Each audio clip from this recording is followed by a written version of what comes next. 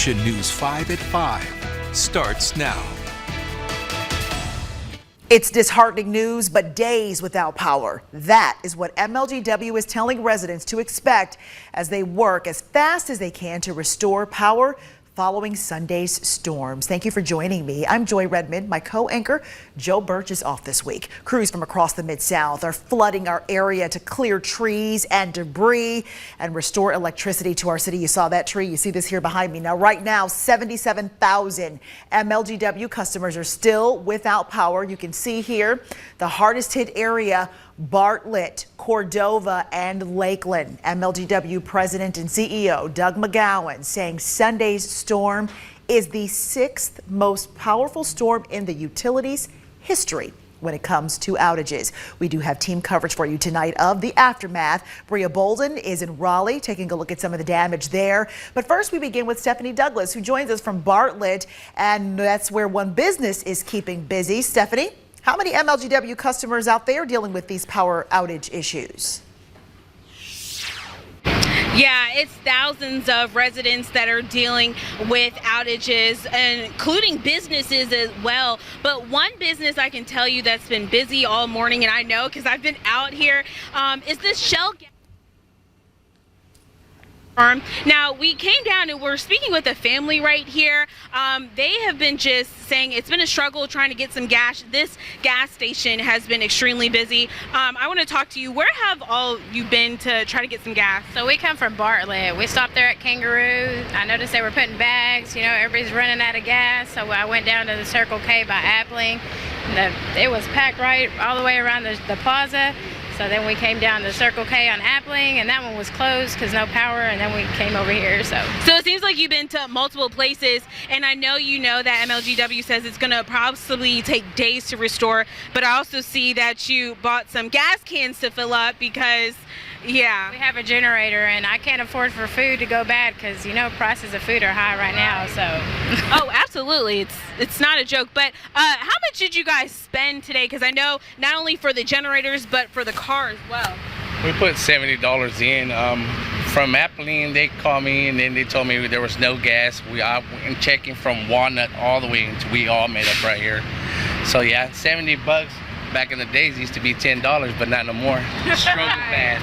Oh, absolutely. But one thing I can tell you guys is that this gas station, the Shell gas station on Witten Road and Applin's Farm, this is one gas station that has your regular, your Supreme, all the way to the diesel. So if you're seeing some gas stations out here that are without power, this is one that you guys can come to. But for now, I'm going to send it back to the studio. I'm Stephanie Douglas, Action News 5. All right, Stephanie, the damage also spread into Millington. We're going to show you, if we can show you, we have video, I believe, of one of the oldest churches there. Here it is. Look at this. Oh, this is just heartbreaking to see. This is a tree that went right through the roof of New Living Well Worship Center. Now, according to the Millington Fire Department, emergency services were impacted. If you need help from the city of Millington, you're asked to call the non-emergency number, and that number is 901-872-3333. Debris from Sunday night's storm scattered across some Memphis streets in one of the hardest hit areas in the city, the Raleigh-Fraser area. That's where Bria Bolden is, and Bria spoke with Memphis emergency officials. What kind of damage have you seen there in Raleigh, Bria? Well, it's some we're seeing in the worst impacted areas of Shelby County, this including one, Joy. I'm going to step out of the way so you can see it. This is a tree. We're on Steuben Drive in Raleigh right now, completely blocking half of this street now. The city of Memphis crews actually were here a couple hours ago. They've just arrived, came back with some materials, and they're actually cutting this tree apart now. But neighbors in this area tell me a part of this tree fell in the middle of the road during this storm last night around 8 o'clock. This is just what a lot of residents around Shelby County are dealing with right now. This is one example of the dozens of calls Memphis Fire received last night. Now, we talked to MFD PIO Quenisha Ward earlier today, and she told me that Memphis Fire crews got exactly 68 calls last night, storm-related emergency calls. Coming up a little later on in this show, we talked to some more neighbors about how they're staying cool, because right now, no one on this street, a lot of people in the Raleigh-Fraser area don't have power. Reporting live in Raleigh, Bria Bolden, Action News 5.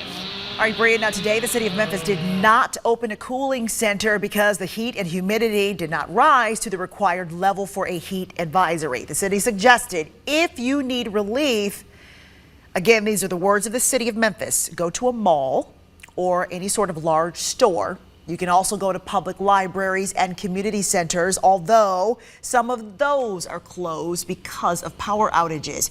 We do have a full list of libraries that are open until 8 o'clock tonight. It's on our website, actionnews5.com. Want to give you another look now at some damage in Millington caused by yesterday's storm. Look at this. The wind flipped this plane. This is at the Millington Airport. The Millington Fire Department telling us the storm flipped planes over, tossed them across the tarmac, in some cases more than 100 yards. Fire Chief Mike Gill says fallen trees also damaged several buildings. Chief Meteorologist Ron Childers here.